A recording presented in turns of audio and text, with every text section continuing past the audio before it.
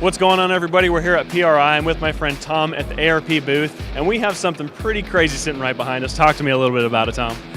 This is a V16 engine manufactured by our company 16 Power in Detroit, Michigan. And we built our own single casting for the 16-cylinder block. That's the starting point. We have a single crankshaft billet, single camshaft billet. Once you have those components, you can then put all sorts of LS heads, intakes, rotating assemblies, valve trains on that basic building block. So talk to me about the specs on this engine as far as displacement, the supercharger size, power output. All the gearheads really want to know that kind of stuff. This is based on LS architecture, so even though there's 16 cylinders, we're using the bore and stroke that you would see in an LS7.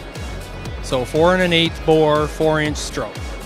That adds up to 854 cubic inches, so we don't have to kill the engine to make big power. We got a lot of displacement.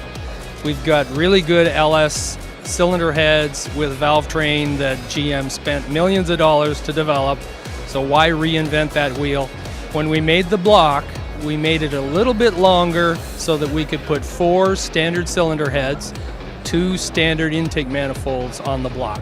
So that means any cylinder head I want to use, I want to step up to LS7, or I want to go aftermarket, or even direct injection cylinder heads, they bolt on. Intake manifolds, yes, you can use stock GM, or you can go to top of the line carbon fiber. So that's all good.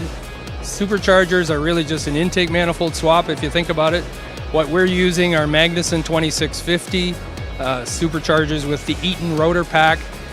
This supercharger is so good, it almost makes me think, would I bother doing a turbo version of this engine? That's the basic stuff. What does that get us for horsepower?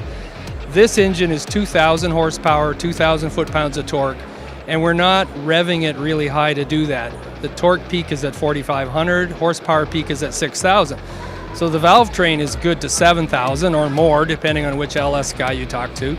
We're not even approaching that limit. We're not using heavy-duty valve springs with high seat pressures.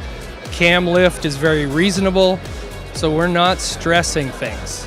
We're splitting that power between 16 cylinders, so it's really not hurting an individual cylinder. That means this engine, if it was in a street application, this could run on pump gas. This could run on 93. Now, this is obviously a marine engine. You can tell by the water-cooled headers and some of the other heat exchangers that are here. And we don't want to run pump gas on a 2,000 horse marine engine because guys will put the throttle down and leave it down for 15 minutes or until they run out of lake. So we have to design this way overkill. That's why the intercoolers are so big. That's why we don't actually spin these blowers as fast as the street guys do. Eaton says 18,000 RPM, continuous duty is what these will stand. So we have a 3-to-1 step-up ratio on the blower drive. 2-to-1 of that is here at the front of the engine, and then we're driving 2 pulleys from the center to get a little extra step up.